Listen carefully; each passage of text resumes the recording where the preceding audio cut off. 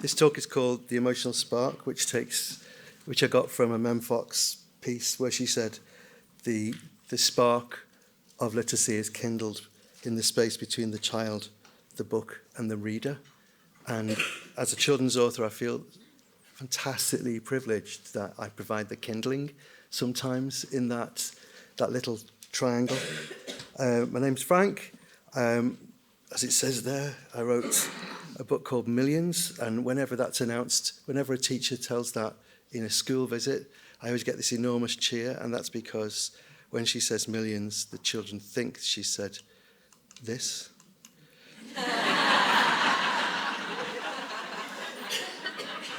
So I always start on the back foot. I wanted to talk... I'm terribly intimidated by Teresa's talk and the way she spoke without hesitation, deviation, or repetition for 20 minutes. And I had prepared a talk, but I want to answer some of the things that she said. So I'm going to begin with, I hope this is there. No, that's not it. This is my dad's school report. And my dad went into education really late. He was a student when I was about 8, 9, 10, and we were kind of all part of that enterprise, and he eventually became a teacher. But if I go over here, will you still be able to hear it? The bearer, Francis Boyce, has attended this school since infancy and leaves in the top class, a boy of excellent intelligence and first-rate character, thoroughly honest and trustworthy, neat, regular, punctual in his habits, willing and obliging in every way. I recommend him very highly indeed as one of the best boys to have passed through our hands. I wish him every success. Can I have a little round of applause for me, Dad?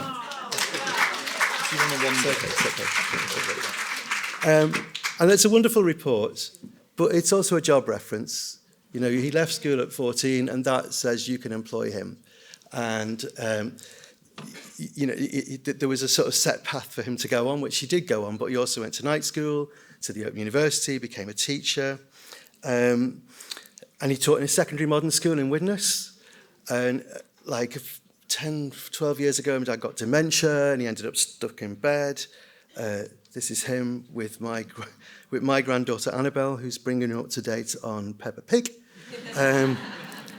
And all the time, he's dead now, but all the time that he was in that bed, people came to visit him from school, people that he taught. And a lot of them had become teachers. And they were at a secondary modern school in Widnes, and they were not supposed to become teachers. They all, that he busted them out of the set of expectations that was thrust upon them.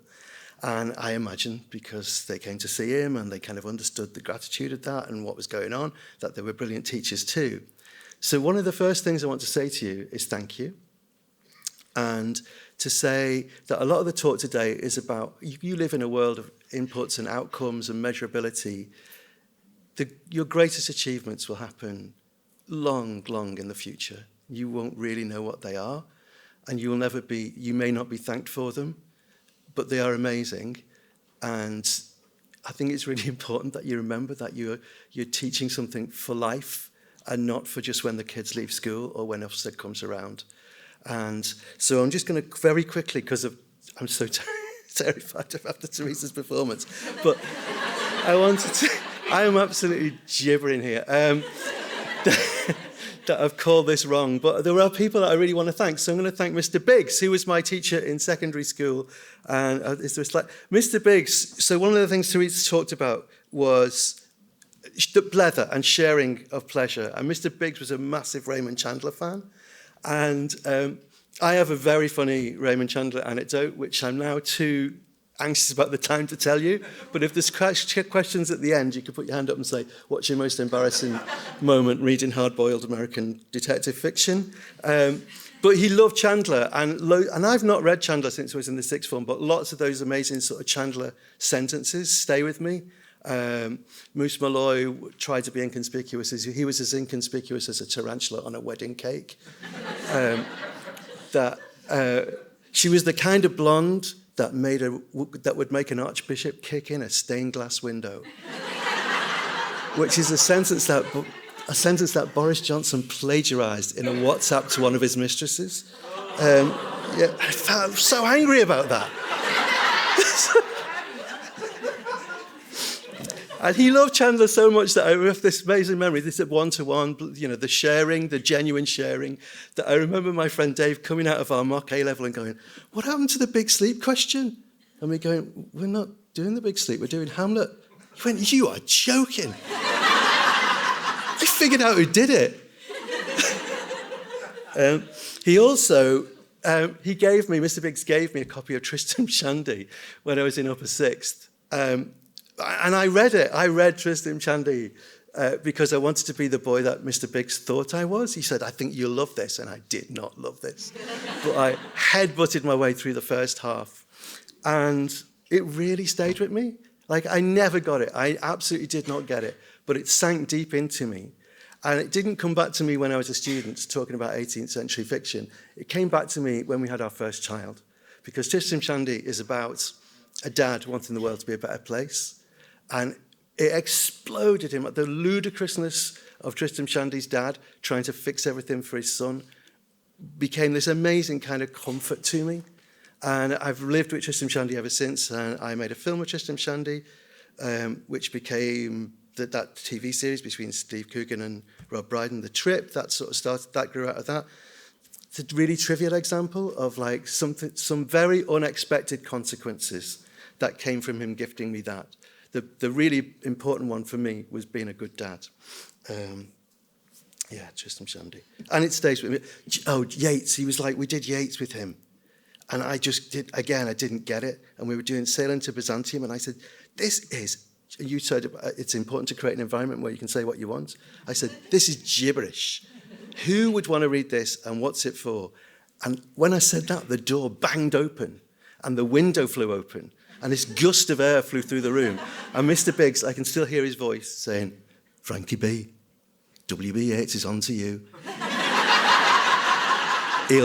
He'll never leave you now as long as you live.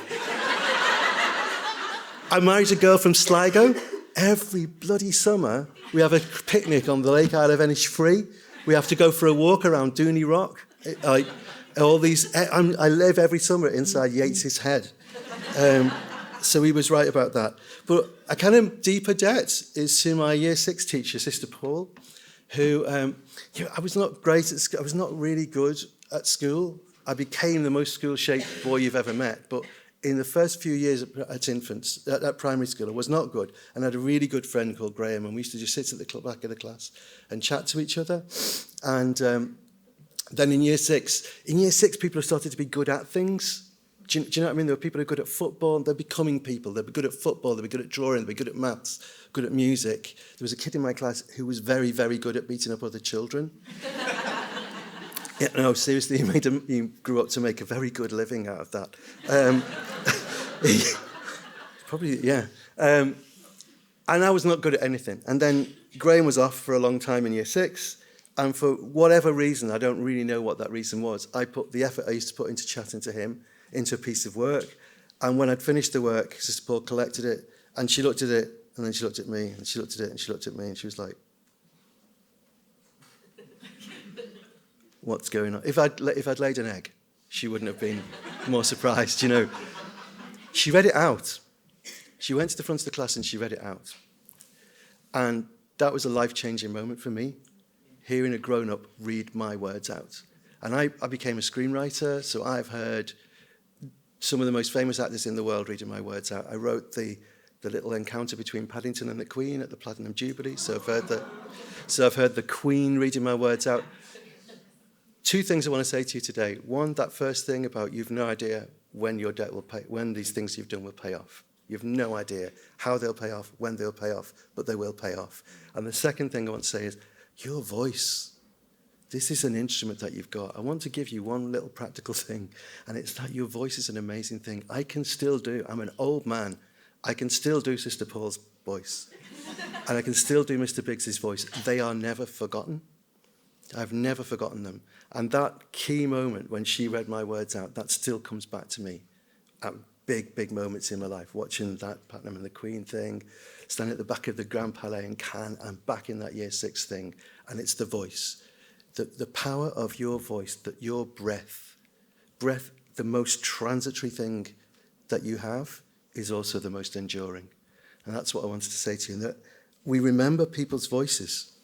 We remember people's voices. I have no idea why. Biologically, what is the evolutionary advantage of that we remember that? I can remember Sister Paul's voice.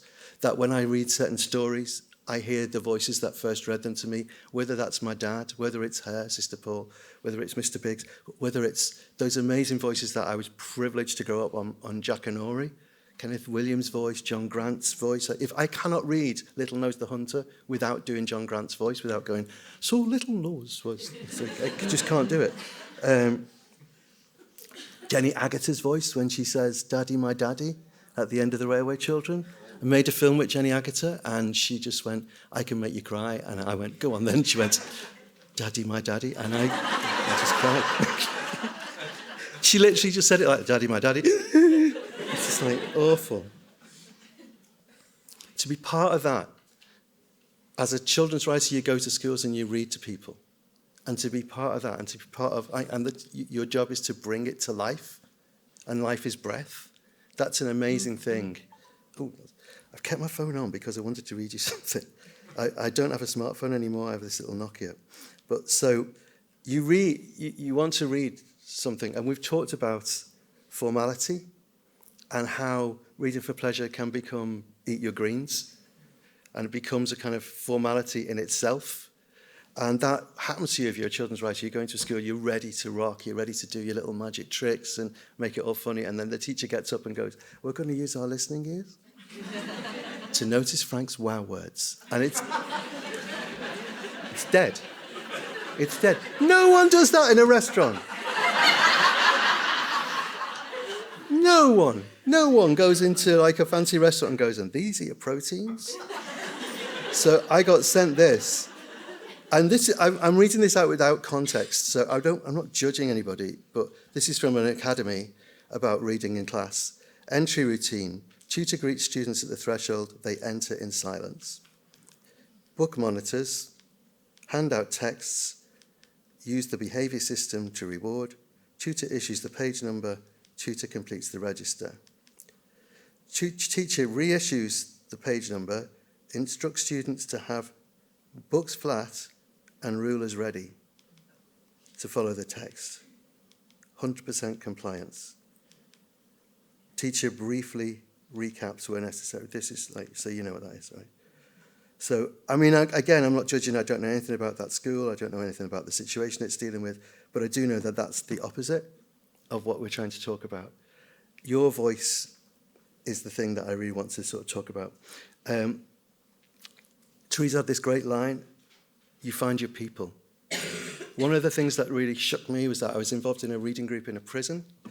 They were doing Henry V.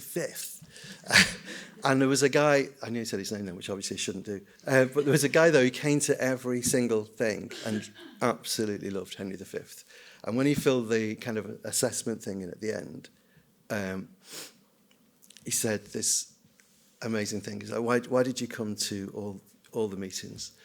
Because when I'm being read to, I feel, it's the first time in my life I feel alert without being in danger. Right, that's a thing, isn't it?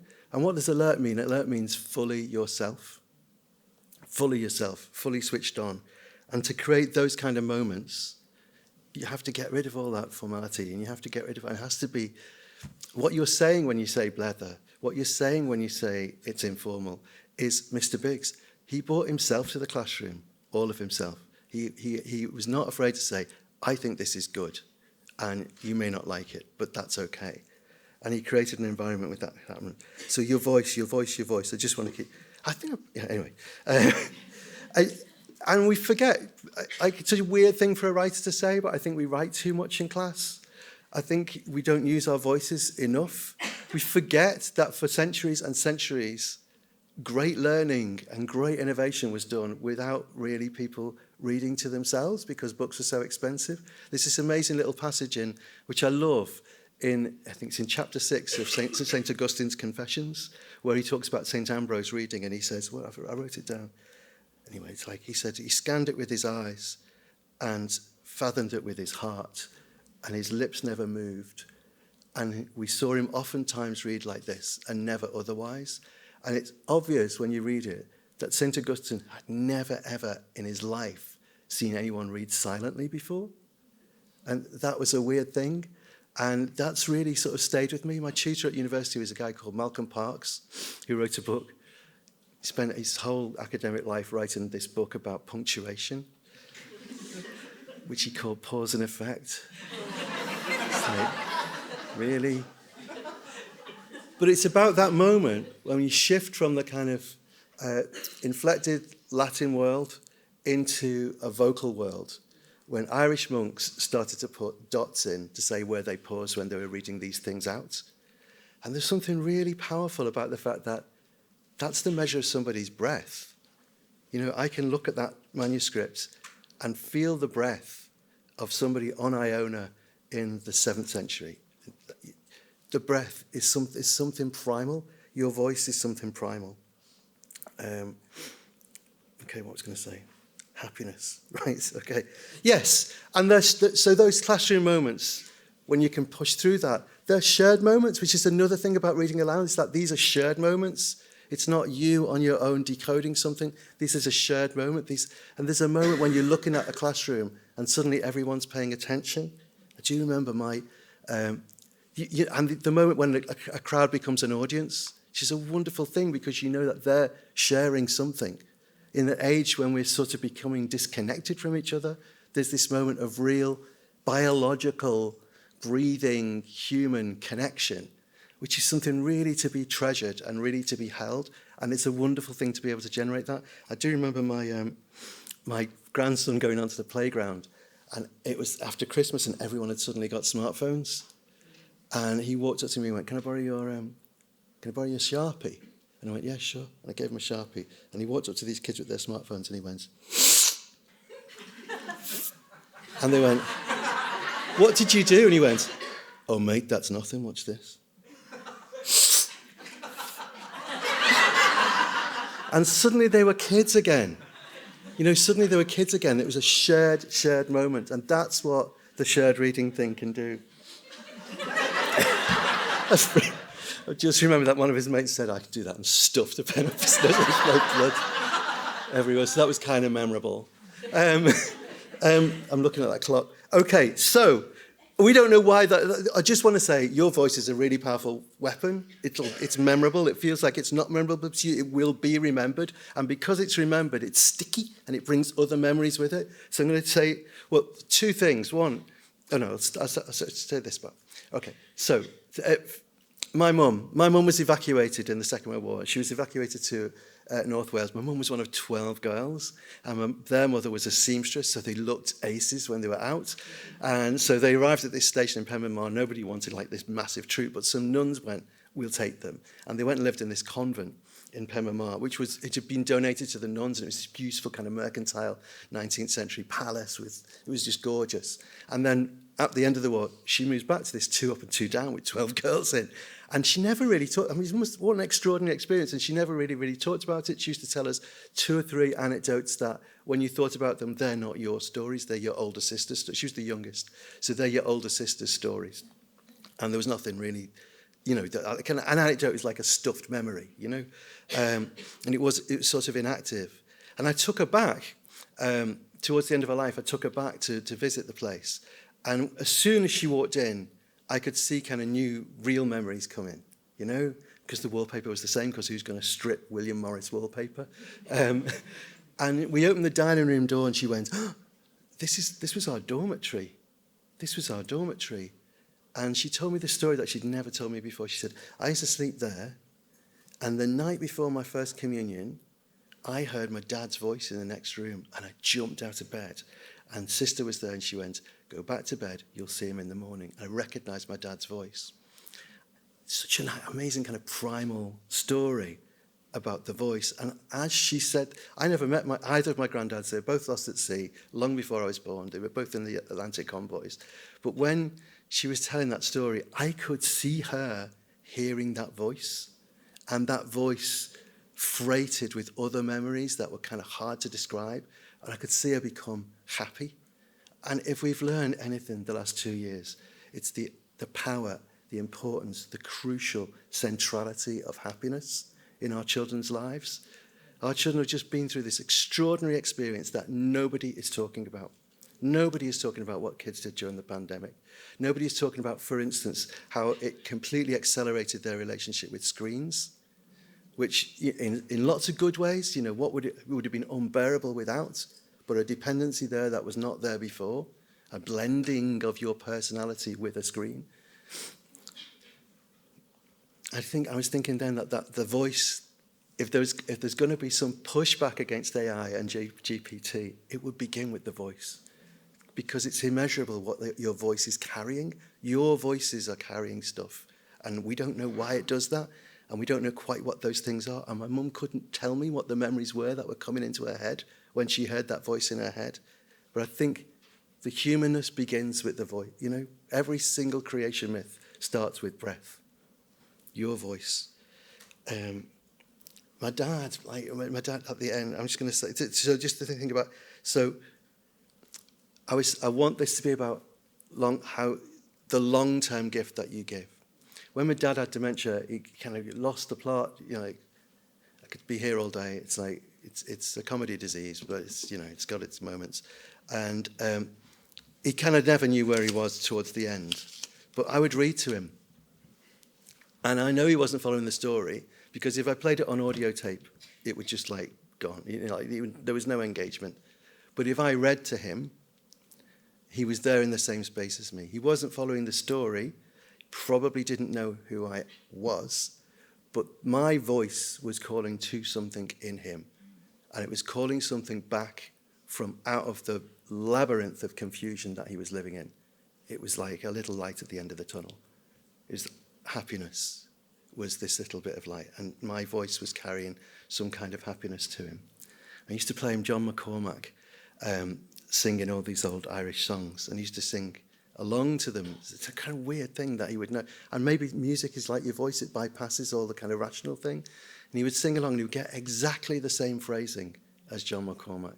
And he would sing Macushla, which is, I don't know if anyone knows Macushla, but Macushla, in the song, it's like the name of a girl, but it's from the Irish Macush Mór, which is, what is it? It's like, I'm trying to translate that. Well, Macushla means, it's basically every breath you take, or the breath of your heart. So it comes back to breath. Okay, was that fast enough? I don't know if it's I don't know. Okay, so I think I can stop and have questions. Is that right? So just two things. One is, hold on, because you don't know when it's going to pay off. It can pay off as a silly little TV series, but it can also pay off as someone like me being able to relate to my child when I had my first child. These are the gifts that you give when you encourage reading, and that lack of formality and the one-to-oneness that Mr. Biggs had. And also your voice is such a weapon that you've got, and I think you might underestimate it. Don't underestimate the power of your voice. Thank you.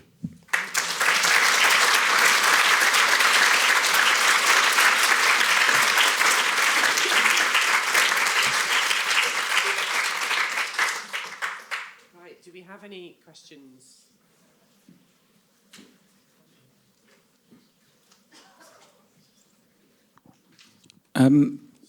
You mentioned an embarrassing story. Okay, so I went to school in St Helens. I'll just leave that there. And it was an all-boys school, and the core curriculum was rugby.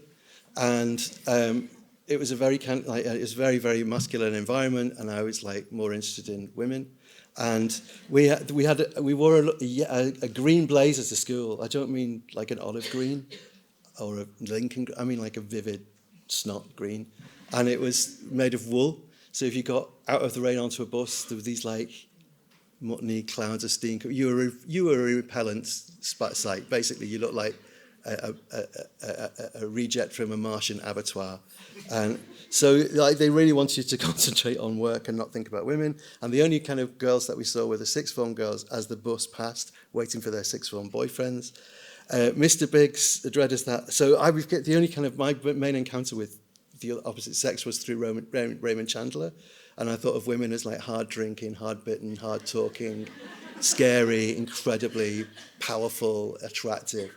And I was going to St Helens one Saturday, and the girl, that like what we did, the most transcendently beautiful girl from our sister school was standing at the bus stop, and I was like completely tongue-tied. And she spoke to me, which is like probably the first time like a girl who wasn't my sister had spoken to me for about 4 years. And I can still remember, talking about the voice, I can still remember what she said and how she said it, and it's burned into my brain. She said, "Do you know what time 79's due?" And I have no idea how I connected the St. Helens bus timetable with hard-talking Los Angeles private detectives. But I somehow answered in the idiom of Philip Marlowe. And she sat next to me on the bus, and in the afternoon could not get rid of her. Had like the whole of St. Helens in the 1970s. Can you imagine? I think we probably went for a skinny macchiato and some sushi sushi pie, and I just thought that was the story of my life over. It's like fantastic. Everything's great. This is the happy ending, and the rest of my life is I'm going to be living in happy ever after. And on the Monday, the bus went past, and I saw her detach herself from the convocation of sixth form girls and walk over to our bus stop. And she walked up to me, and she stood a little bit too close, and she went, "How old are you?" And I said, "I'm nearly in year 4. You've taken me options." And she went, "You know I'm in sixth form." And I said, "Oh, don't be so conventional, darling," or something like that. And she said, "If anyone ever finds out what happened on Saturday, I will find you and I will rip your throat out." Which is an incredibly Chandler-esque thing to say. I was totally prepared for it. Another gift that Mr. Biggs gave me there, that, there's now... I can't contemplate if you mention the St. Helens bus timetable to me, it'll be so charged with kind of erotic memory that I will be your dog. On that note, should we have another question? Thank you. Thank you so much. I was so moved by what you were saying. Sorry. I spend all my time trying to help teachers be the best they can be, and to be reminded about the influence they have, the impact they have on our children. And you've completely encapsulated that. And that quote that you gave from your little old-fashioned brick of a phone about the school that is like a machine, it breaks my heart. Yeah. I mean, I don't know that context, and I don't know that school. But we know what those practices are. That's extraordinary, but it's not. It is on a spectrum. I have encountered that kind of behaviour, and it isn't good. It doesn't work. Thank you. Right. For reasons of time, I think we're going to have to move on to our next speaker. Thank you But so I would much. like, again, to thank...